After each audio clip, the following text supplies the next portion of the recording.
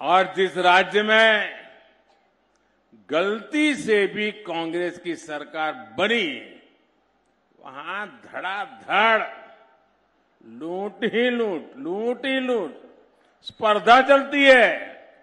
CM ज्यादा लूटेगा कि deputy CM ज्यादा लूटेगा। आपको कर्नाटका से खबर आती है। कांग्रेस यानी गरीब के, मध्यम वर्ग के जेब साफ करना। कांग्रेस यानी विकास की गाड़ी को परमानेंट ब्रेक लगाना, इतना ही नहीं, रिवर्स गियर में डाल देना। और इसलिए आपको कांग्रेस से बहुत सावधान रहना है। आप ये गलती मत करना। इतने दिन बाहर रहले सुधर गए होंगे, वो सुधरे नहीं है। उनकी भूख ज्यादा तेज हो गई है। खासकर एमपी के हमारे नौजवान जो पहली बार वोट डालने जा रहे हैं, उनसे मैं खास आग्रह करूंगा, आप अलर्ट रहिए, क्योंकि आपने उनका राजकाज देखा नहीं है। जब आप 8-10 साल के थे तब वो थे यहां। आपको उनके खतरनाक खेल का पता नहीं है। जरा अपने परिजनों को पूछना, अपने बुजुर्गों को पूछना, माता पिता को पूछना कि उस समय क्या हाल था, तो आपकी आंखें फट जाएगी। ये कैसा मध्य प्रदेश बना करके रखा था। जनता ने हाथ जोड़ करके कहा, भागो यहां से। कांग्रेस युवाओं की दुश्मन है, कांग्रेस नौजवानों की दुश्मन है। मैं चाहता हूं जितने भी हमारे साथी हैं, और मैं खास करके हर माता पिता से कहता हूं, वे अपने बच्चों को बिठाएं और उन्होंने कैसी मुसीबतें झेली थी, जरा उनको बताएं तो उनको पता चले, अच्छा ऐसे लोग भी मध्य प्रदेश में राज करते थे। और इसलिए पहली बार वोट डालने जा रहे युवाओं को भी बहुत मदद मिलेगी। वो सही निर्णय कर पाएंगे और वो अपना भविष्य पक्का कर सकते हैं। और नौजवानों, औरों के लिए हो सकता है सरकार बनाने के लिए वोट हो, औरों के लिए शायद 5 साल का हिसाब किताब करने के लिए वोट हो।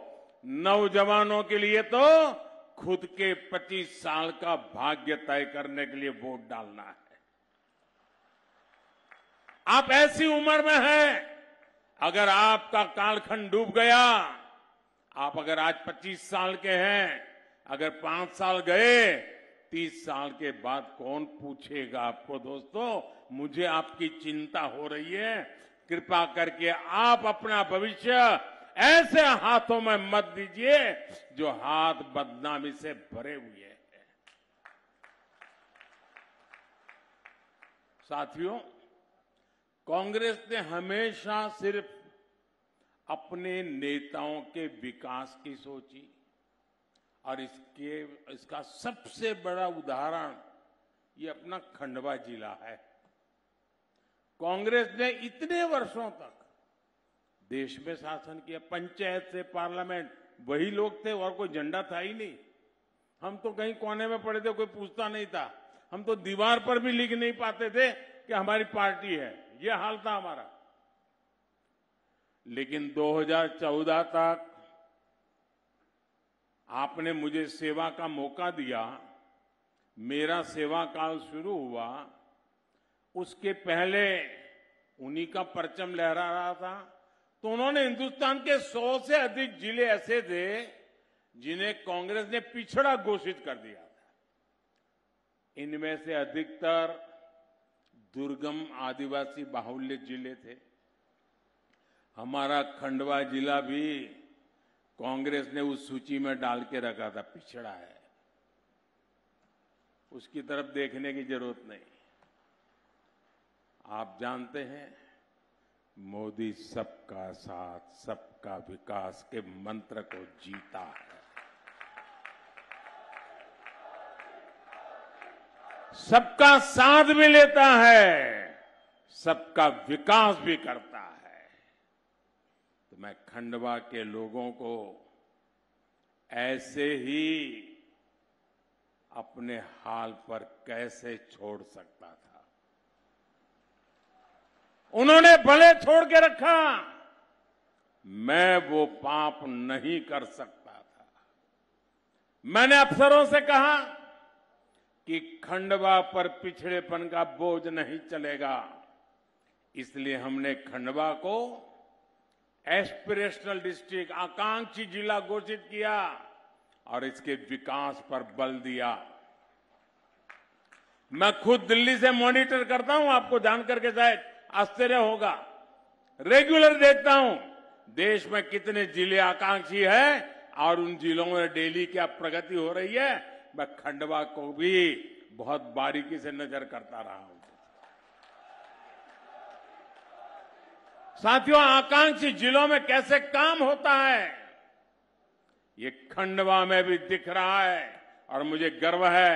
यहां के जो अधिकारियों की टोली मुझे मिली, उन्होंने मेरी इच्छा के अनुसार जी जान लगा दिया काम में और जो बुरा हाल था उसमें से बाहर लाया हूं और अब नई ऊंचाई पर लेके जाके रहूंगा, ये भी मेरी गारंटी है।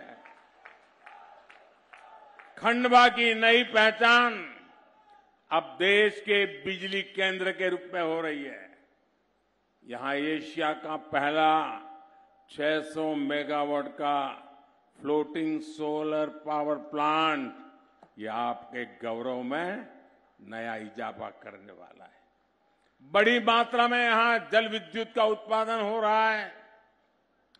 आपके बच्चों का भविष्य उज्जवल बने, इसके लिए यहां शिक्षा के अनेक नए संस्थान बने।